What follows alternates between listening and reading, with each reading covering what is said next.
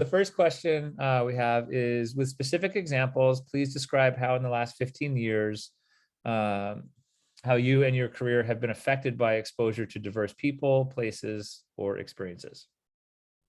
Yes, well, I'm Pam Lewis, running for Coos County Commissioner position 2. I am, by faith and belief, a person who has seen that to be pleasing to the Maker is to take care of the widows and the orphans. So my husband and I took that as a black and white print and something that we needed to investigate. We end up with 2 beautiful birthed children and 9 special needs adopted children that are African American and 1 African by culture, by ethnicity. So we have lived in a glass house in Coquille, where folks have watched me grow up, watched me go to high school, watched me marry my high school sweetheart, and feel they have every right to make comments to me because can't you have any of your own? And those kind of comments. So I am a recipient of bigotry and not understanding why on earth I would bring Black people to this county. And I would say things like, because you need to grow up. That's why I brought, and that isn't really why I brought them here. I brought them because they needed permanency, parents, and a chance at life. So we had to ask the pool to kick out, reprimand folks, young kids, for calling my children the N-word. So we've wrestled with how do we handle that kind of a thing to the point seconds, that, sorry, just interrupt. yep, so that we really feel like we have wrestled that down so that we are comfortable with who we are in our community, in our family. And that's going to translate, and does translate, to when I step outside the community. I'm comfortable with whatever dress you've got on and whatever cultural background you have. I'm completely comfortable. Thank you. Appreciate that. Okay, question number 2 is, please provide specific examples of how you will incorporate the viewpoints, perspectives, and unmet needs of underrepresented groups into your work as county commissioner. Yeah, I don't know that it's the politically correct answer, but I love to place people in jobs and in descriptions of volunteerism or whatever they like to do by their gifting. I don't have a preference for if you're a male or a female, or how you feel about that, or if you're Black, white, Native American, Asian descent. I don't have negative feelings or I don't find any barriers in me that would say, oh, I shouldn't hire you, or maybe I should just because you are in a description.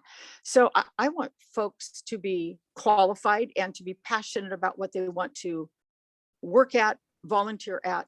So that's going to affect how I relate to people. It does affect how I relate to people.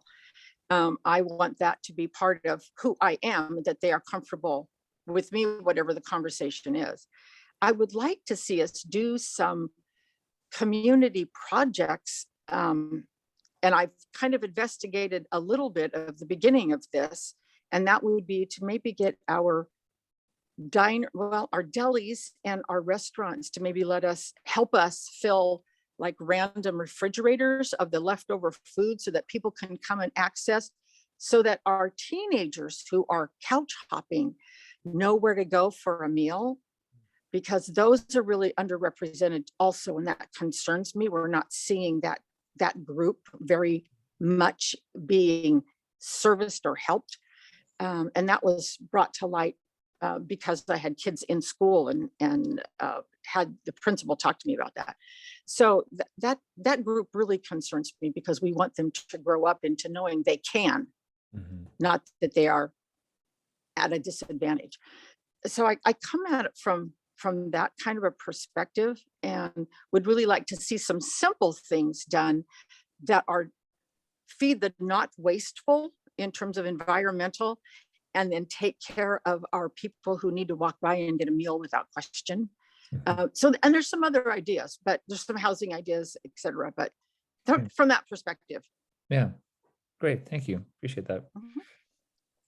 Mhm. Okay, and then we have one new question. Okay. Surprise me. Surprise. And this is, would you support a resolution of an inclusion policy for Coos County similar to what was unanimously approved by the Coos Bay City Council in 2020? And if so, which minority groups do you believe are eligible under such a policy? I'm not sure I could quote that policy, so I'm not sure I can address it intelligently for you. Mhm.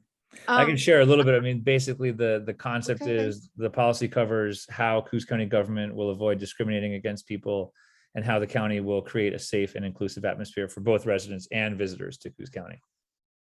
Okay. Well, I guess I would have to tell you an honest response to that is I believe our folks that are receiving people. So if you have a job, a business, and you've got people receiving, or you've got doctors and nurses receiving people, that kind of picture is what I'm hearing in my mind. Mhm. That the folks who are receiving people may need more education on how to receive people. Mhm. I'm a hands-on person. I find that people who go out into the cultures they don't understand and hang out and talk to them, that's where you learn something, because people will converse with you honestly about your differences.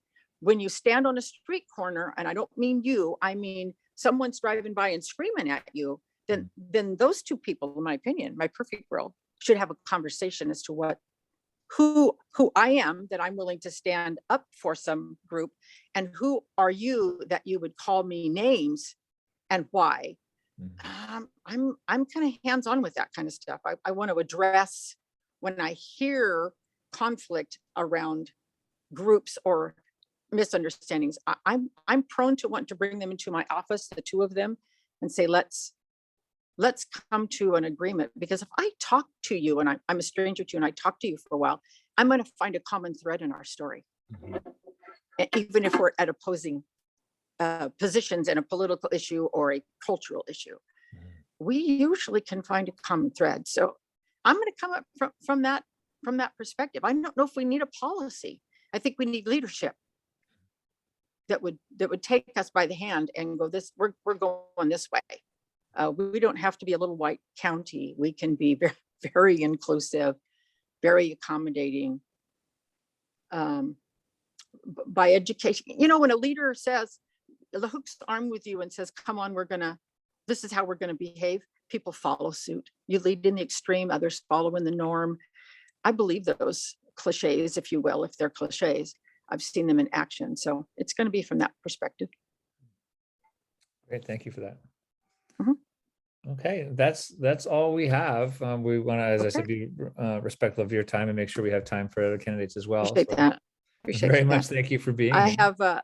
have a special needs son who is an adult, and we have finally found a dog to be his service dog. Oh, nice. The deal is I'm the trainer, so he's laying down here minding very nicely. I'm very proud of him as we do this interview. Thank you. Nice. Thank you so much, Pam. Well, thank you for taking the time to be with us. You bet. Thanks.